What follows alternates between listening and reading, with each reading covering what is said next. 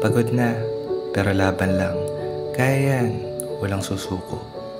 Yan ang palagi nating sinasabi sa tuwing may nararanasan tayong mga pagsubok. Sa tuwing araw ay sisikat, panibagong araw na naman ang pagsikap. Kaya minsan, di ba, napapaisip na tayo na bakit parang wala namang nangyayari.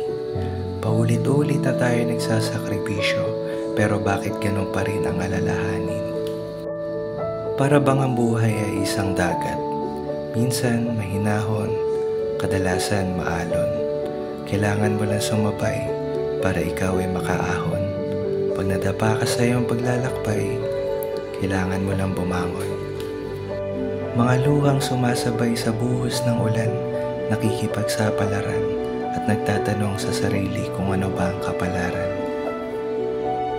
Lahat ng para sa atin ay may itinakdang pagkakataon. Di mo mamamalayan na dadating din ang tamang panahon na mga butong matagal mo nang itinanim. Magtiwala ka lang dahil balang araw lahat ng yan ay bubunga din.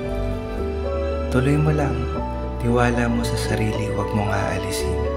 Habang oras ay tumatakbo, di mo mapapansin, mga problema ay parang bulang maglalaho. Kahit maraming tao ang umuusga sa'yo, maniwala ka lang sa sarili mo. Huwag kang mag-alala sa sinasabi ng iba dahil iba ang nakikita mo sa nakikita nila. Tulungan natin ang mga sarili natin. Alam nating hindi magiging madali. Lagi lang natin tatandaan na hindi sumuko kailanman ang mga nagwawagi. Kaya huwag kang panghihinaan. Lahat tayo natututo sa laban. Minsan hindi talaga sasangayon sa atin ang ikot ng mundo. Kadalasan nga mag-isa lang tayo at walang kasama sa laban habang isip ay gulong-gulo. Litong-lito sa paghahanap na makakapagpasaya sa atin, pero di natin napapansin na ang makakapagpasaya pala sa atin ay walang iba kundi ang mga sarili natin. Lagi mo lang isaisip na hindi mo makakamit ang tagumpay hanggat hindi mo nararanasan ang dagok ng buhay.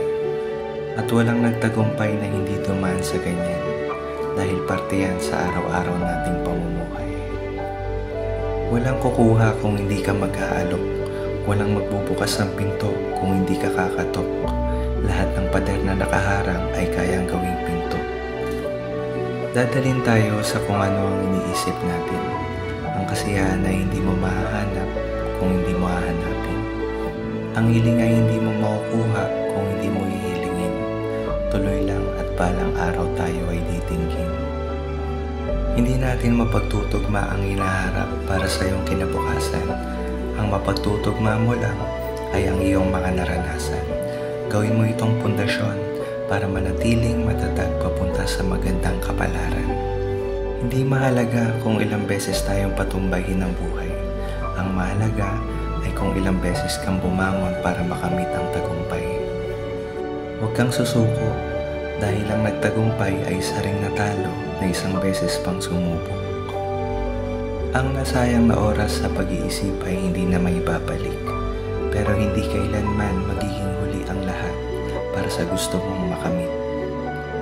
Bitawan natin ang mga problema at huwag tayong mag-alala. Ang ibon na hindi makakalipad ng mataas kung may mabigat na dinadala. Magpatuloy lang at habang lumilipas ang panahon, sa gusto mong puntahan, isipin mo lang na mas malapit ka na ngayon kaysa kahapon. Tiyagaan mo lang sa maraming pagsubok at kabiguang nararanasan mo. Tatagan mo lang at siguradong lahat yan ay malalagpasan mo. Magtiwala ka lang at kaya mo yan.